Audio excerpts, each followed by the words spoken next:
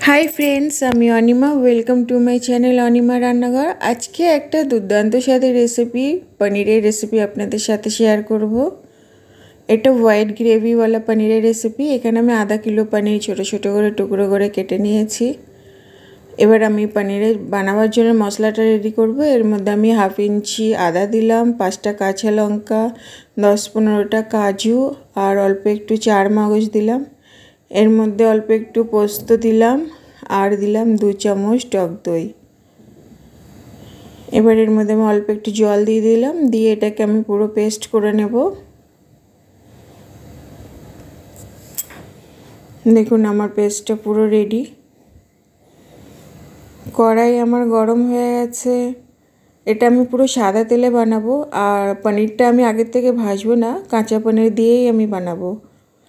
কড়াই গরম হয়ে গেছে, তেল দিয়ে দিলাম, শুকনো লঙ্কা ফোড়নে দিলাম, দিলাম গোটা জিরে, গোটা গরম মশলা আর একটা টমেটো কেটে এর মধ্যে দিয়ে দিলাম।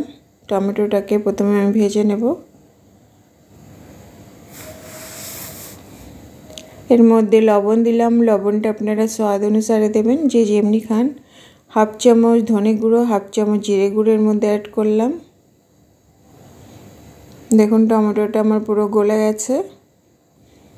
এবার আমি যে মশলাটা করেছিলাম কাজু, চার মগজ, পোস্ত, দই সব মিলে যে মশলাটা করেছিলাম ওটা আমি দিয়ে দিলাম। এবার এটাকে ভালো করে কষাবো।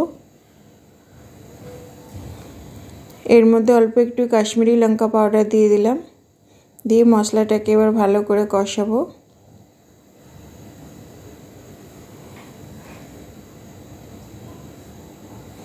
एबार आमी केटे राखा पनीरगुलोके दिए दिलाम। एटा काँचा पनीर हलो, पनीर आमी फ्राई करिनी।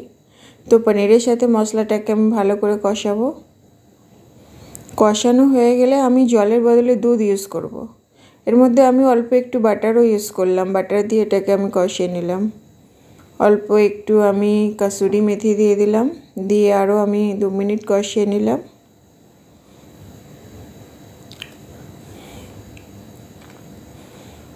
তো দেখুন এটা কষানো হয়ে গেছে। এবার এর মধ্যে আমি দুধ দিয়ে দিলাম। এটা পুরো দুধ দিয়েই বানানো হবে, জল এতে আমি ইউজই করব না। তো এই দুর্দান্ত স্বাদের পনিরের রেসিপি প্রায় আমার রেডি। অল্প একটু চিনি দিয়ে দিলাম।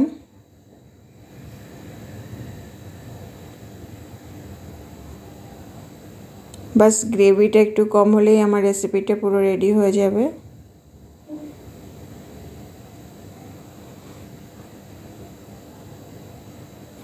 লবণটা অবশ্যই দেখে নেবেন, যে যেমনি খান সেমনি দেবেন।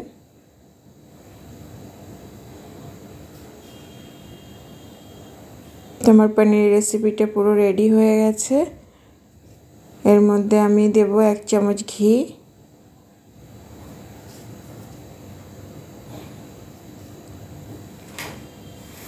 আর উপর থেকে আমি ধনেপাতা অ্যাড করব। তো বন্ধুরা আপনারাও ঘরে একবারে এইভাবে পনিরের রেসিপিটা বানিয়ে খেয়ে দেখবেন। এটা পুরো নিরামিষভাবে বানানো হলো। তো আমার এই রেসিপিটা যদি ভালো লাগে তো একটা লাইক, কমেন্ট, শেয়ার, সাবস্ক্রাইব অবশ্যই করবেন। তো চলো টাটা।